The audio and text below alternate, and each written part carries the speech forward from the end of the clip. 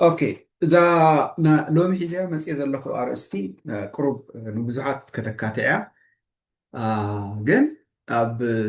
መብዛሕትኡ ዓለም ብሕልፊ ኣብዚ ምዕቡል ዓለም ዝስራሓሉ ኣምር እዩ ኢለ እየ ዝኣምን ጀነራል ስብሓት ኤፍሬም ኣብዚኣ ምፅአ ኣለኹ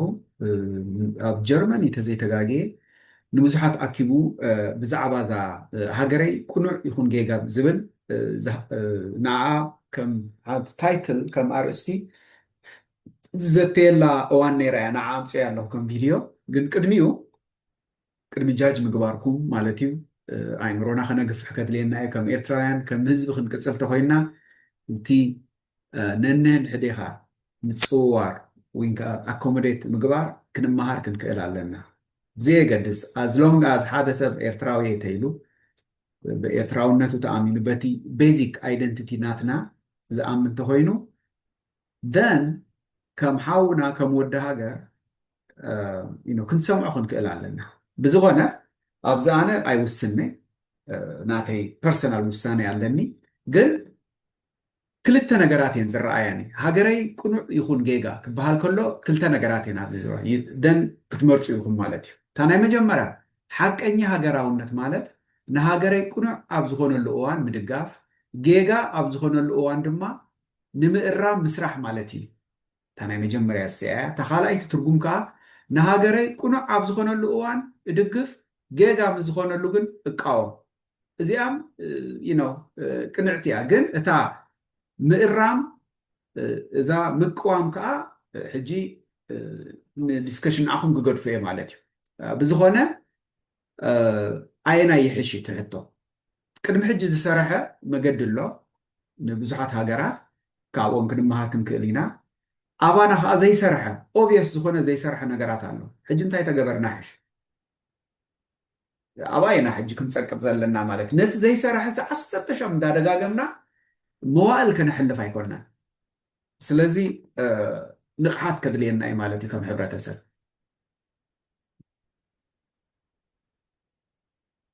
ቀፂልና እንታይ እዚ ሕጂ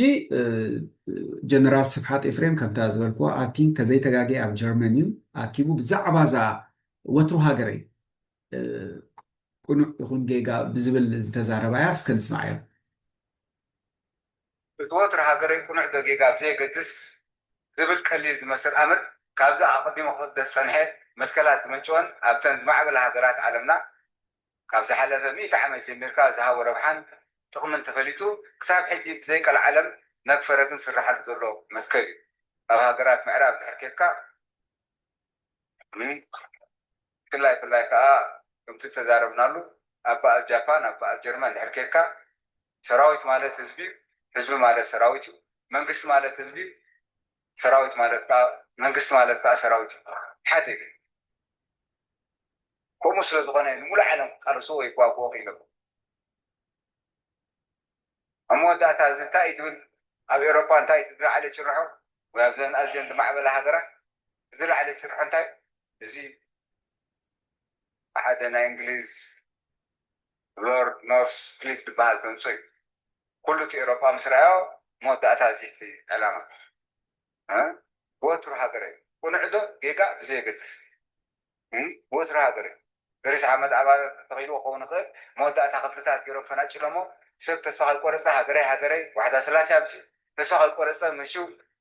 ድሕሪ ናይ ቅያዳ ዓማ ምምፃእ ከዓ ተባታትዩ ከምዚ ተዛረብናሉ ካብ ሱዳን ተኺልካ ንዓደም ብነፈርቲ ካብ ዓደም ጀልባ ጌርካ ከዓ ንኤርትራ ወትሩ ሃገረይ ቁኑዕ ዶ ጌጋ ብዘየገድስ ወትሩ ሃገረይ እዚ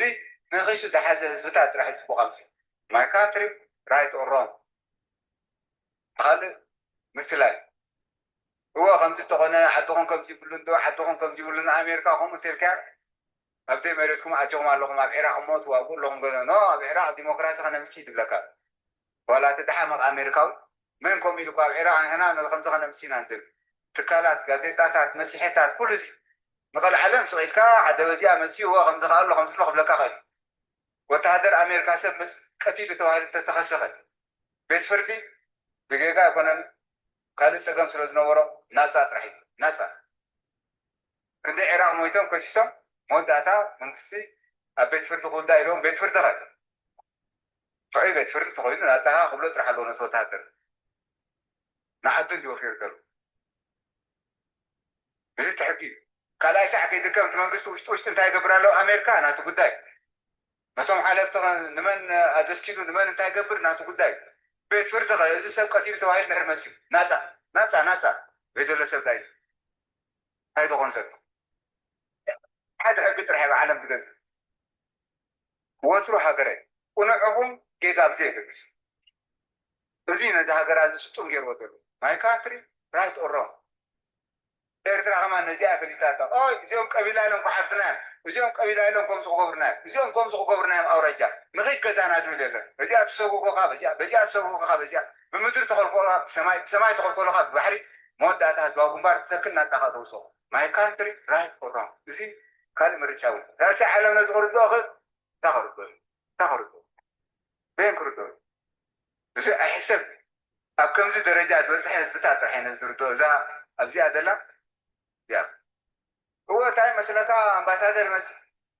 كم تقول لهم كم عدد خاطر رح خاطر كده عدد خاطر رح قاعدين تعاد شو خمس ساعات إمباسنا كده حقق ده عدد دول أنا أفريقيا مسيرو كده عدد كنت 24 ساعة 24 أهلو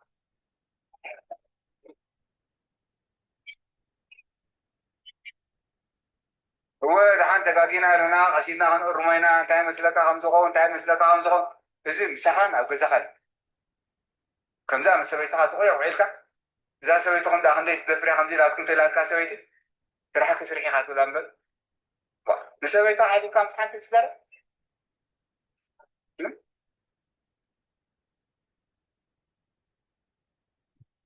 حنت من دي أخذ سواء استقرامي في لا تنسى أغينا تاي استقرام تروح ده استقرام قاعد حمد استقرامنا كذا كوشيكا تحضر كلام ده هيدا تحضر الواحد تعرفها كيف لا حضر على الكاف جدا مسيكا كيف دوب حنسا كتبل إنجازا وري أي كان مثل ما نقول نقول نسب دوب ناطق فلك خلاص سعدالي أي سعدا بزحية ترى دارب مسلم نحن دبر نحن مثل أبزي أبز شفزقه أبزي خمسة أجرو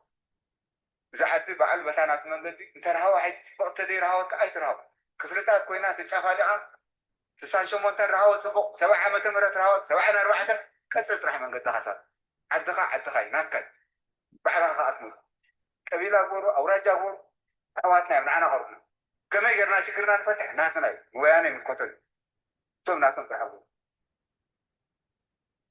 قبل تبقيسو دخونا سب شرحناتو أو أوروبا دخونا سب أو لبو تسحبه يتدارو أو لبو تسحبه مستدام زورتناتو ما كان ترايت أورام عدي دخونا سب هتلر تقاقي له كم زغونا له قدفوا حتهم قال مسيتلر طبعا مسيتلر قاعد اليوم تسعيرهم كتسوها قزي وسيتلر موسيدهم تسيهم كده انت هاي تمرحنا هاجر تزيد مرحب ما هاجر كم دين حريقة سكر الدعاء سجاني بس هاي سويت تتدارب هم تداربنا لكم بري كذا بس دللا سويت مساج دعاء سويت هذا ولعت عبد الله نعقات عبد الله بس حد هذا الله سويت شرحك سرحت رح يقاتل لا بتم وعيات كاسة فراهم بس يدك كومي هاجر مسيكا خالص قدتي كندي يقول حسويت لحدث لدغنا هذا فر لما دولت واحد تغيراي تانشو مونتن دلوره سو انا واحد تغير له دي هاي تغيره ترتبع يكون تغطى يكون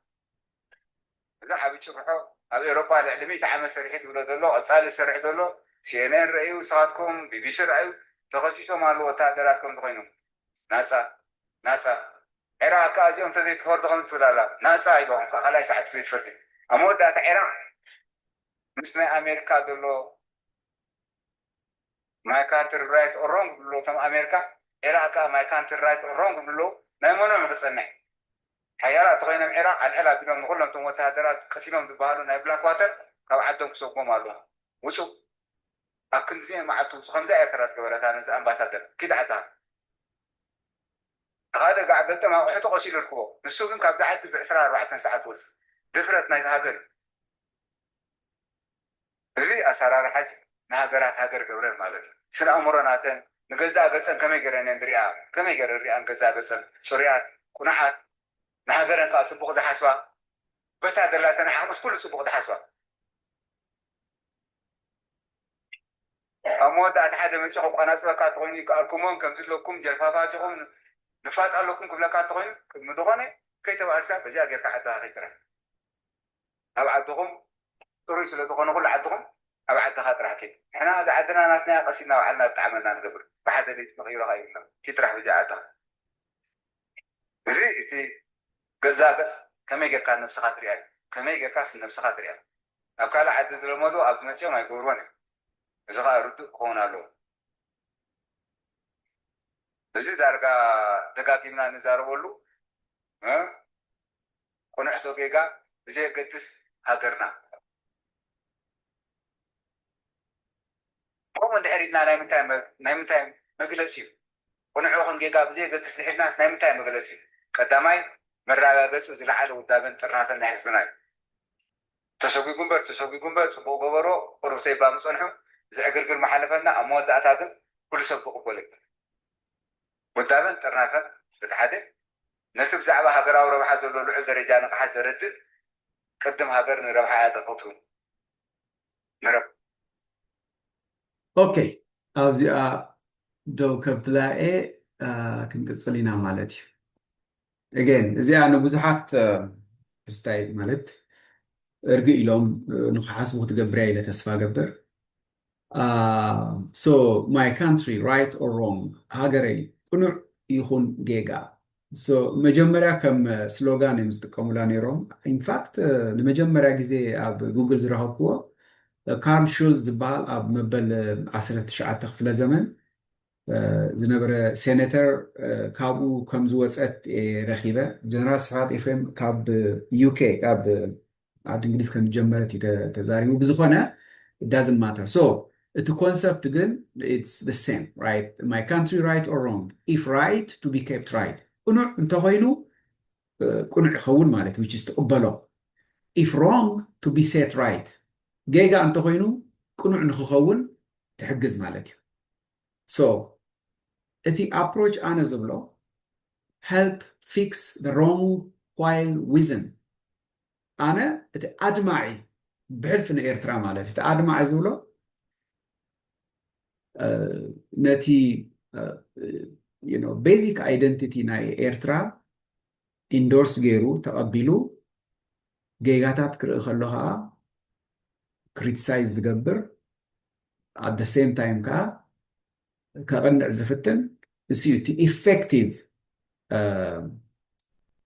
ክስታይ ዝብሎ መገዲ ዝብሎ ማለት እዩ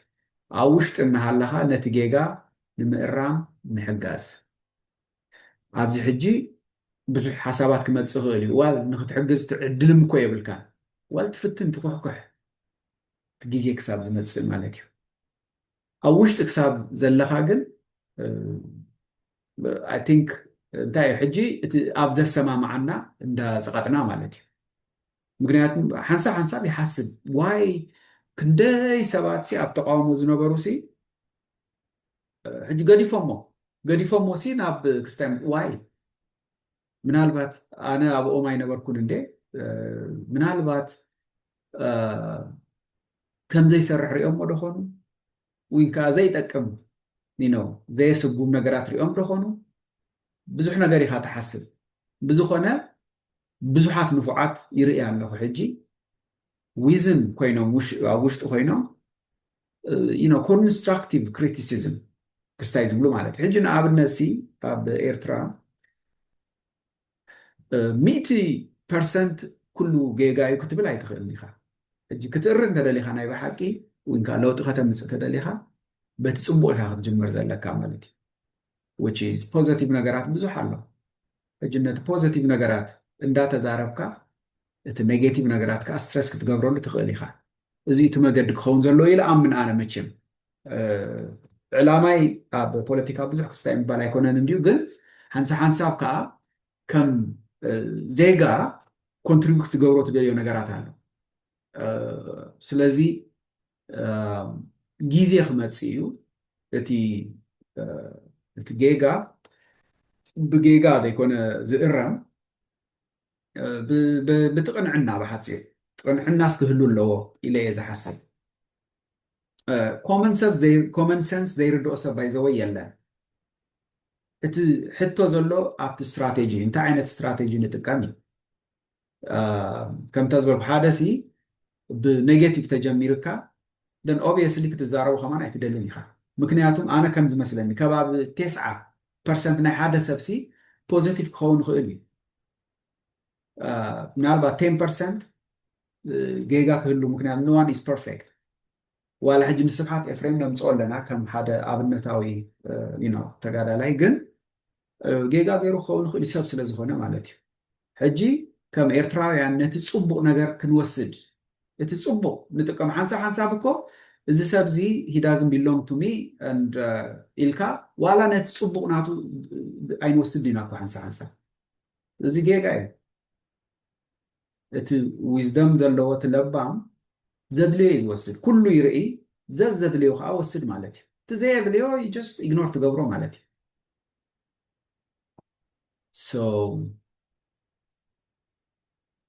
ስለዚ እንታይ ደኣ ንግበር ሕጂ unconditional loyalty ድሕሸና which is standing with Eritrea regardless of mistakes or challenge showing unity and patriotism እዚ ሕጂ ቅድመ ኩነት ዘይብሉ ተኣማንነት or loyalty ጌጋ ይሁን ብድሆብ ዘይገልጽ ምስ ኤርትራ ዶ ምባል ሓድነትን ሃገራውነትን ምርኣይ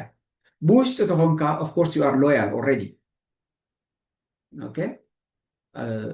ውሽጢ ክብል ከለኹ ባይዘወይ እንታይ ማለት ኣብ ውሽጢ ሃገር ማለት ኣይኮንኩን ኣብታ ኤርትራ ትባል ኤርትራ ሲ ከም ፅላል ተወሲድናያ ኣብ ትሕቲ ፅላል ኤርትራ ተኾይና which is ባንዴራ ሓደ ሰባት እቲ ባንዴራ ኤርትራ ታ ቀይሕ ዘለዋ ቀይሕ ቢጫ ሰማያዊ አረንጓዴ ገለ ዘለዋ ሲ ናይ ኤርትራ ባንዴራ ኣይኮነትን ዝብሉ ኣለዎ come on እዚ ሕጂ እቲ ቻሌንጅ ሪኢኻ ንዑ ኢንዶርስ ንዑ ዘይተቀበሎ ተኾንካሲ ከመይ ይሞት ኤርትራውነት ሪኢኻ ኦልሬዲ ትምፍልላይሲ ካብቲ ቤዚክ ክስታይ ንፈላለ ኣለና ማለት እዩ again ከም ተራ ዜጋ እንደ እዚ ዝሓስብ ዘለኹ ብዙሕ ሓሳባት ክመፅእ ይኽእል እዩ ሰብነናቱ ኣረኣያ ክህልዎ ይኽእል እዩ ኣነ ግን I think እታ ባንዴራ እቲኣ ትውክለና እየ ዝሓስብ ናይ ግደፍ ኣይኮነት ዋላ ናይ ህዝባዊ ግንባር ኣይኮነ ናይ ኤርትራ እያ ተባንዴራ ኣብኣ ሕጂ ሪኢኻ ዩናይትድ ክትከውን ክትክእል ኣለካ ኣብቲ ቤዚክ ዝኾነ ነገር ተተፈላለኻ ሲ ከመይ ጌርካ ኢኻ ክትዕወት this is it ካልእ ከዓ responsible loyalty ዝበሃል ካሎ which is ማንም ክድግፋ ዝግባእ ማለት እዩ staying devoted to Eritrea but also believing true loyalty means working to correct problems improve governance and build a strong future ብዙሓት ኣለዉ ሕጂ ኣብ ሶሻል ሚድያ well ኣብታ ቀያሕ ባንዴራ ዝኣምኑ ቀያሕ ንበላ ድሓን ግን ሓላፍነታዊ ተኣማንነት ኢንዶርስ ዝገብሩ ወይ ከዓ ኣብኡ ክስታይ ዝብሉ ንኤርትራ ውፉይ ኮንካ ምፅናሕ which is ህዝባት ምውፋይ ማለት እኮ ባይዘው ሕማቅ ክትርኢ ከለኻ ስቂልካ ተጎልቢልካ ምሕላፍ ማለት እኮ ኣይኮነን እቲ ዓቕምኻ ክትገብር ግቡእ እዩ ግን ከዓ ሓቀኛ ተኣማንነት ምእማን ማለት ፀገም ንምእራም ምዕደራ ንምምሕያሽ ዝሓየለ መፃኢ ንምህናፅ ምስራሕ ማለት እዩ ኢኻ ኮምፕሊትሊ out of the ፅላል ተኾይንካሲ መኒኻ ኢኻ ክትበሃል ማለት እዩ እቲ ካልእ እቲ ቤዚክ ክስታይ ከዓ እንታይ እዩ መብዛሕትኡ ኤርትራዊ ሕጂ ኣብቲ ሓንቲ ፅላል እዩ ዘሎ እዚ ከዓ it is a challenge by itself ሪኢኻ ኣለኻ ኣብቲ ኮመንት ዝገብረካ ነገር ኦልሬዲ ተተፈላለኻሲ መን እሞ ክስዕበካ ይትሕቶ እዚኣ እታ ቻሌንጅ ትኸውን ዘላ ናይ ምሕቋፍ ነገርሲ ክህሉ ክኽእል ኣለዎ ባህላ እየ ኣነ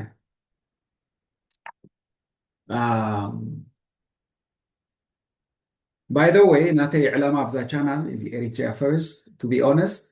use empowerment እዩ እሱ እዩ እቲ ሓይለይ ኣብ ውሽጠይ ዘሎ ፓሽን እሱ እዩ ግን ሓንሳብ ትሰምዖ ነገራት ኣሎ እሞ ውሽጥኻ ዋይናት ማለት ኮመንት ደይህብ ብምባል እዚ ጀስት ልዕሊ ኮመንት ጌርኩም ኣይትውሰድዎ it's just a comment ማንም ሰብ ከዓ ኮመንት ክገብር ይኽእል እንዶ ኣነ so ማንም ሰብ ክገብሮ ዝኽእል እዩ እዚ ማለት እዩ ኦኬ so ሰለስተ ነገራት ይረኣያኒ ማለት እዩ ኤርትራ ክትቅፅል ተኾይና ከም ሃገር ክትቅፅል ተኾይና ህዝባ ክርህቦ ተኾይኑ ኢቨንቹዋሊ ግዜ ዝወስድ ነገር እንዲዚ ኦፍኮርስ ብዙሕ ግዜ ወሲድልና እዩ ምክንያቱም ኣይፈለጥናሉን ከም ህዝቢ እንታይ ክንገብር ከም ዘለና ሲ ተጠርኒፍና ክንገብሮ ዝግባአና ነገር ብዙሕ ነይሩ ግን ኣይገበርናዮ ሶ እታ ናይ መጀመርያ ሰፖርቲንግ ኢትስ ሶቨረኒቲ ኤንድ ኢንዲፔንደንስ ናፅነት ብቐሊሉ ዝመፀ ኣይኮነን ኩላና ንሰማማዕ ኢና ስለዚ ነዚኣስ ክንድግፍ ኣለና እዚኣ እታ መጀመርያ እያ ማለት እዩ እቲ ፓዝ ፎርዋርድ ዝበሃል ንዓይ ዝመስለኒ እዚ እዩ መጀመርያ እዚኣ ሕጂ ሓደ ክትገብረና ትኽእል እያ ኦኬ Takalaiti remaining united as Eritreans despite political, social, and economic difficulties. Abzi sa'ilka gazka tashafin kahalaf dekonas it political, social, and economic difficulties allo ክትዛረ ወልዩ ሃቀጻሊ okay ክትዛረ ወልዩ ሃቀጻሊ ግን still as Eritreans we have to remain united ኣይትዛረበሉ ይኮነን ፖለቲካል ቻሌንጅ ኣሎ we have to talk about it ሶሻል ኮም እዚ ትሙዕቡል ሕብረተሰብ ነዚ ዝገብር ትዛረበሉ ኦኬ ንኣሜሪካ ከም ኣብነት ተወሲድናሲ ኩሉ ሓደ ይሓስብ ማለት ኣይኮነን እቲ ፖለቲካል ሶሻል ኤንድ ኢኮኖሚክ ዲፊካልቲስ ለይትን መዓልትን እዮም ዝዛረብሉ ግን they are united as Americans right so እዚ ኻት ሓቀኛ ለውጥ ከምጽእ ዝኽእል ኢለ ዝሓስብ ትዛረበሉ ኣበይ ኣብ ትሕቲ ጽላል ኤርትራውነት ኮንካ እቲ ነቲ ሓደ ዝገብረካ ኢንዶርስ እንዳገበርካ ወይንካ እንዳደገፍካ ማለት እዩ ታሳለሰ is striving to improve the nation instead of abandoning it ኣብ ክንዲ ምግዳፍ ንሃገር ምምሕያሽ ምጽዓር ክንደይ ሰባት ንዓይ including myself ዳርጋ እቲ ኮንትሪቢሽን ናትናስ ብዙሕ ኣይነበረ ክሳብ ሕጂ እውን ዝገበርናዮ ዋላ ሓደ ነገር የለን ያ ሶ ኣብኡ ከዓ ክንነጥፍ ይግባአና ማለት እዩ ያ ሶ ፋይናሊ ኣነ እንታይ እያ ዝብል ንኤርትራ ተኣማንነት ማለት ኣብ ስትሬንግዝን ድኻምን ኣብ ጎና ደው ምባል እዩ there is a strength probably let's say 50% strength ክህልዋ ክእል እዩ ከም ሃገር ደው ኢላ ምቕፃላን ርሲዩ ሓደ ስትሬንግዝ እዩ ምክንያቱም ኣብ ጎንና ዘለው ሃገራት እንታይ ይገብሩ ከም ዘለው ንሪኦም ኣለና ፈርከሽከሽ እዮም ዝብሉ ዘለው እዚ ሕጂ ሓደ ስትሬንግዝ እዩ ድኻም ከዋ መዓት ድኻም ኣሎ ግን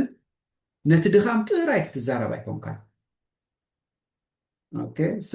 መዓት ድኻማት እዩ ዘሎ ሶ ንኽልቲኡ ባላንስ እንዳገበርካ ሰንከልከል ከጋጥም ከሎ ከዓ ከተዕሪ ንሕጋዝ ማለት እዩ ክሪቲሳይዝ ምግባር ጥራይ ደይኮነሲ ኦፍኮርስ ፖዚቲቭሊ ክሪቲሳይዝ ክንገብር ንኽእል ኢና ኮንስትራክቲቭ ክሪቲሲዝም ዝብልዎ ማለት እዩ ግን ኮምፕሊትሊ ክሪቲሳይዝ ምግባር which is ነቲ ፀገም እንዳጉላሕካ ትዛረብ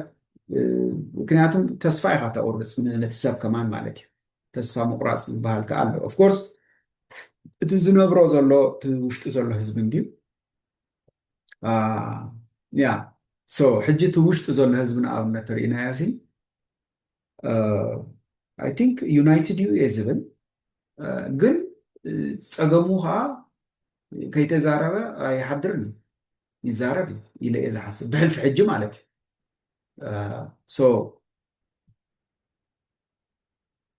so political change requires learning and innovation, not stubborn repetition of failure. ኣብዚ እንታይ እቲ ሜሴጅ ፖለቲካዊ ለውጢ ምምሃርን ምህዞን ዝሓትት እምበር ብትሪ ምድግጋም ውድቀት ኣይኮነን ደልያ ዘለኹ ብትግርኛ ያ ሶ እዚ ማለት እንታይ እዩ ዘይሰርሓልና ነገር ብዙሕ ኣሎ ሕጂ ንኣብነት ምፍርክካሽ ኣብቲ ሕብረተሰብሲ ምምቕቃል መዓት ነገር እዩ ዘሎ ራይት እዚ ሕጂ ዊኪ ዝገብረና ከም ሃገር ከም ኔሽን ኣብዚ ሕጂ ክንባላሓት ክንክእል ኣለና ነቲ ዘይሰርሐ ስኢልካ ምድግጋም በቃ ስኢልካ ግዜኻ ብከንቱ ምጥፋይ ኣብ ዘይጠቅም ነገር ምጥፋይ ስለዚ ነቲ ዘይሰርሐ ንዘራረበሉ ሶልቭ ክንገብሮ ንፈትን ማለት እዩ ኢኖቬሽን ማለት እሱ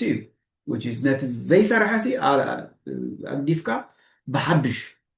ክስታይ ምጅማር ማለት እዩ ኣብ መወዳእታ ምናልባት ኣብዚኣ ሕጂ ቃል ኣምላኽ መፃወቲ ኮይኑስ እንታይ ናብ ዝተእትዎ ክትብሉ እንትኽእሉ ኢኹም ግን እንታይ ይብል እስኪ እቲ ንሰማዕቱ ንበረኸት ዝኸውን ንምህናፁን ዘድሊ ሰናይ ዘበለ ዘረባ ደኣ ተዛረቡ እምበር ዘይጠቅም ዘረባስ ካብ ኣፍኩም ኣይውፃእ እዚ ማለት ክሪቲሳይዝ ኣይትግበሩ ማለት ኣይኮነን ግን ከም መእተዊ ኣትሊስት እስኪ ብፅቡቅ ነገር ንጀምር ኩሉ ሻብ ኔጌቲቭ ነገር ተኮይኑ ዋላ እቲ መብዛሕትኡ እቲ ብቋንቋ ናይዚ ዓለም ድሃ ንዛረብ ትደጋፊ ዝበሃል ኣይቀርበኩም ምክንያቱም ነቲ ሓቂ ዝርእይዎ ነገራት ኣሎ